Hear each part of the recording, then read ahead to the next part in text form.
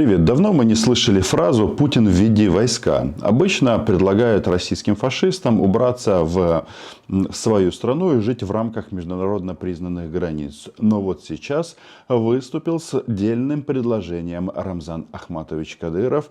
И да, требует ввести войска. Каждая российская мама, супруга сразу калькулирует варианты. И да, больше одной лады в любом случае за вторжение вы не получите. Приветствуем всех.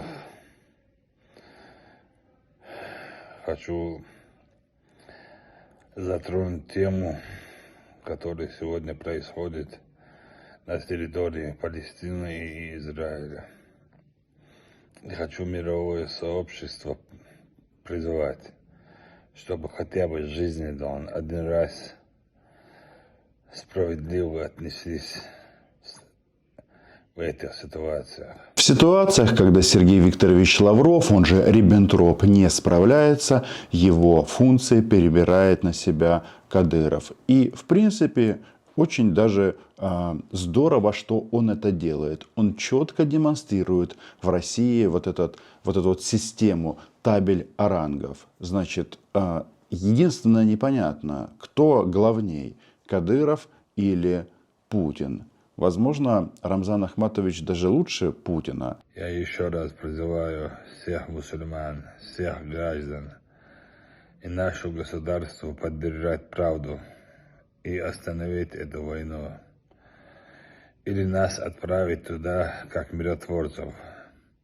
Мы определим, и мы остановим их, кто не прав, кто прав, определим и остановим тех, кто продолжает воевать. Да здравствует справедливость, Аллаху Акбар. Аллаху Акбар в переводе на русский язык значит Аллах велик, Аллах величайший, то есть Бог велик.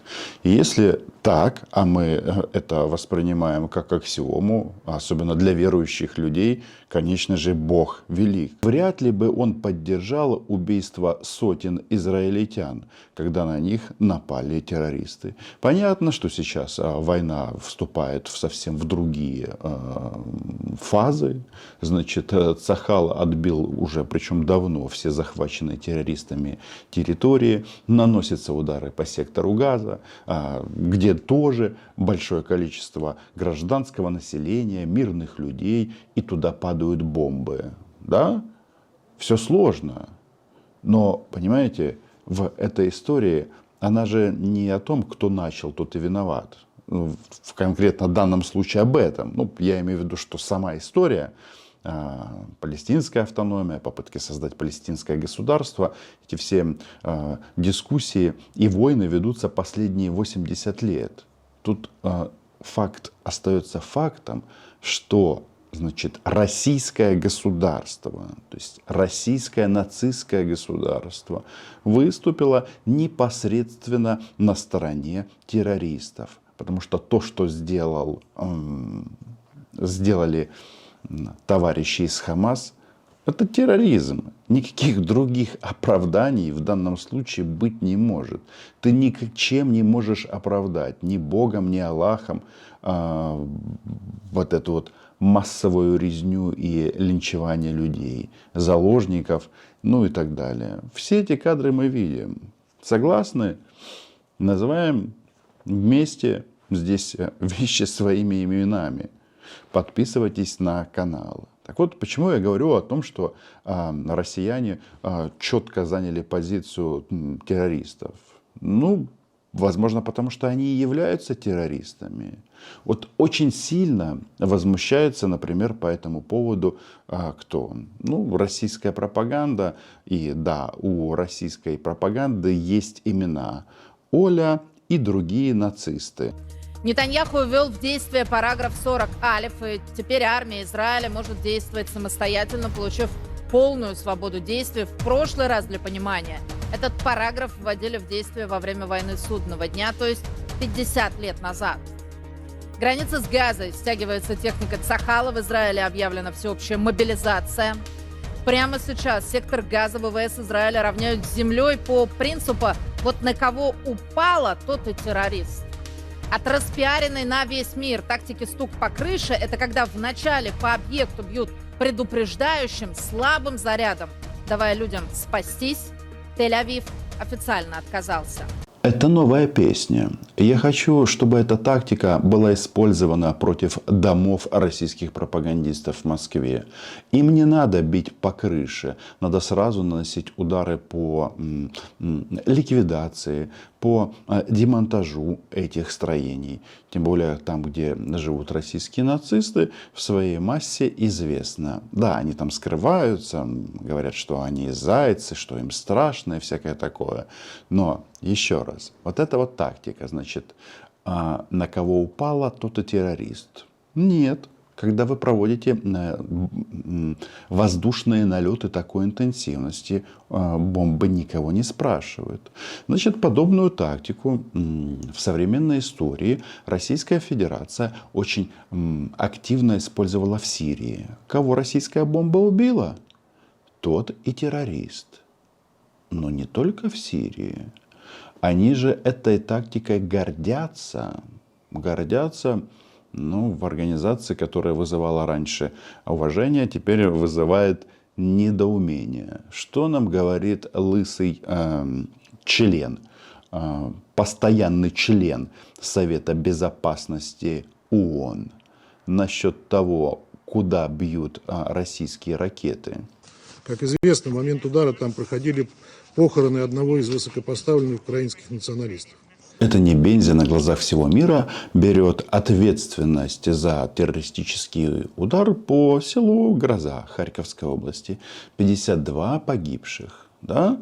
Значит, если они убили этих людей российским оружием, сделали это абсолютно осознанно, то тогда они террористы. Правильно? Что там с ударами по крыше Оли Скобеевой? Будем делать предупредительный стук или нет? Пишите в комментариях. Разумеется, в них участвовало множество его подельников, неонацистов. Не случайно на снимках, опубликованных в соцсетях сразу после удара, почти все тела на снимках принадлежат мужчинам призывного возраста.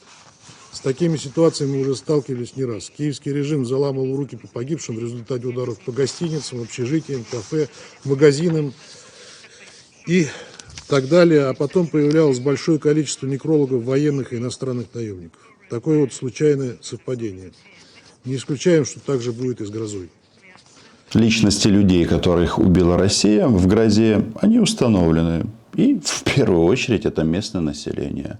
А Небензи, российский террорист, представляющий российское государство террористическое в Совете Безопасности ООН, да, какой-то оксимирон сам по себе, говорит о том, что не исключено. Да, прямым текстом говорит, вот мы бьем по гостиницам, общежитиям, ресторанам. И потом обязательно будут какие-то некрологи. Может быть и будут. Только это ни в коем случае не значит, что Россия не убивает гражданское население. То есть на главной трибуне мира, да, можно же так сказать. Но никто еще из универсальных организаций ничего другого не предложил. То есть, да, ООН остается главной площадкой для дискуссий. И вот лысая голова Владимира Путина, только в данном случае в Нью-Йорке, говорит о том, что да, мы их убили, потому что мы так хотим. Потому что мы хотим убить всех украинцев. А так, вообще, мы за мир. Да? Вновь подчеркиваю, что Россия не наносит ударов по гражданским объектам, не целится в мирных жителей. Наше высокоточное оружие применяется исключительно для уничтожения военного потенциала режима Зеленского и объектов к нему относящихся. И если для складирования боеприпасов и западной техники Украина использует зернохранилища и портовую инфраструктуру, значит, уничтожаться будут и они. В этой истории радует только одно, что западный мир после ужасов в Израиле начал осознавать, что идет тьма. И по факту, атаки на Украину, на Израиль Это все сообщающиеся сосуды. И вот, американские военные говорят о том, что нужно выделять военную помощь и Израилю, и Украине одновременно. Ну и из приятного, что сейчас обсуждаются суммы, которые будут выделены Украине на оружие для самозащиты. Ну, измеряются ли будет 50 миллиардов или 100. Ну, то есть, после вот этого ужаса народ осознает, что все равно вот эта вот базовая опция защиты себя, она должна быть реализована. Это не предмет внутриполитических дискуссий или разговоров на тему «проголосуй за меня и будет тебе счастье». Если придут такие люди, о которых мы сейчас говорим, ну, во многих их будет представлять Владимир Путин, а лысая башка Небензя будет рассказывать, что мы их убиваем, потому что они очень плохие люди. Так вот, их нужно остановить силой оружия, террористов. А Россия – страна-террорист. Он же об этом прямо говорит. Значит, мы будем уничтожать зерновую инфраструктуру, потому что там Украина прячет западные системы поражения. Я когда это услышал, такой, слушайте, думаю, что-то подобное было. Так вот, чтобы вы понимали, откуда это. Это сюжетная линия с недавнего прошлого. Значит, 7 марта 2017 года, значит, в Гааге во время слушаний по иску Украины против России об ответственности за совершение актов терроризма, значит, что было заявлено российским государством. Его тогда представлял глава департамента по вопросам новых вызовов и угроз Илья Рогачев, нацист. Он сказал, что оккупационные администрации на захваченном Донбассе берут оружие, знаете откуда? Из шахт. Да, танки, артиллерию, РСЗО. И тогда, то есть 5 лет назад, у всех это вызвало недоумение. А теперь они это повторяют. Но только, соответственно, с противоположным знаком. Теперь в элеваторах прячется не зерно, сохраняется, а оружие. И поэтому они это все бомбят. Сегодня был налет шахедами. Многих этих летающих убийц удалось сбить, а некоторых нет. И вот он говорит, что да, мы будем делать так дальше, мы будем продолжать это. В этом плане, не все так плохо, как может показаться. Что я имею в виду? Что террористы, они тоже умирают. Цахал фактически равняется сейчас газу, со всеми вытекающими побочными последствиями. Не без этого, но захваченные территории уже давно отбиты. А мы занимаемся тем же. Может быть, не так быстро, не так эффективно, но тем не менее очередной батальон российских мужчин отправился в ад. Ждать там Владимира Путина. Призвана наша специальная военная операция, цели и задачи которой мы выполним военными методами, если на их решение мирными методами Киев и его западные кураторы так и не согласятся. А согласиться нужно на истребление. Сложить оружие, чтобы российские нацисты сделали со всей Украиной то, что они делают на оккупированных территориях. Возьмем Мелитополь. Это же концлагерь. Российский концлагерь. Неизвестно, сколько граждан Украины сейчас на подвале. Еще раз, в СИЗО Лефортово в Москве почему-то жителей Мелитополя стало значительно больше. Они тут чуть ли не основной контингент теперь. Кто бы мог подумать. И вот это они нам предлагают. Значит, в то время, пока лысая Небензя рассказывает о том, что мы все выполним военным путем, Риббентроп говорит, что мы хотим переговоров. Мы рассказали о нынешнем положении дел в ситуации вокруг Украины, наше отношение к различным призывам начать переговоры. Президент Путин многократно, в том числе совсем недавно на Валдайском форуме, нашу позицию изложил четко. Мы никогда не отказывались от переговоров, если они предлагаются на серьезной основе, а не в виде ультиматумов. И, конечно же, мы видим категорический отказ Украины от любых переговоров, кроме как на основе так называемой формулы Зеленского, которая представляет из себя не что иное, как просто чисто пропагандистский, абсолютно нереализуемый проект. Время покажет, какой проект будет реализован. Но главный тезис в плане Зеленского – это не план Зеленского, это план Украины. Это вывод российских войск с территории Украины. А Небензи говорит, что нет-нет, мы будем все выполнять и реализовывать военным путем. Что это нам демонстрирует? Все как обычно. Российский собачка-свинка триколор, независимо от того, какое количество волос у них на голове, демонстрируют на весь мир свое желание истребить украинцев как нацию. Окончательно решить украинский вопрос. Ну вот, Хамас пробует решить окончательно еврейский вопрос. Что-то мне подсказывает, что ни у первых, ни у вторых не получится. Ну а тут выясняется, кстати, что у маньяка есть некий план. Да, не то, что все идет не по плану или по плану. Но вот главная российская пропагандистка решила поведать, что у Путина план все-таки есть. Он, как верховный главнокомандующий, планы свои раскрывать не может и не должен. А я, в свою очередь, как журналист, этот вопрос не могу не задать. Я хочу напомнить, что у нашего президента, дай бог ему здоровья, на этой неделе был день рождения. И он сказал две вещи во время Валдайского форума, одна из которых меня очень порадовала, другая немножко огорчила. Порадовало меня следующее. Он абсолютно четко, без тени сомнений, сказал про Украину, что у нас есть план, что мы понимаем, что надо делать, и мы будем делать это, что бы кто ни говорил и что бы кто ни делал. Только что скрывается за этим планом, остается большой загадкой, в том числе для этого российского правящего класса. Ведь на Валдае Симонян спрашивала: а где ты хочешь, отец наш родной, маньячело мстительный, остановиться? А тот покрутил так и сказал, что это все сложно. Значит, где они остановятся? Они остановятся там, где мы их остановим. Все очень просто и понятно. Ну а в части того, что российские нацисты – это их суть. Это постоянное вранье. Вранье и смерть. Вранье и убийство.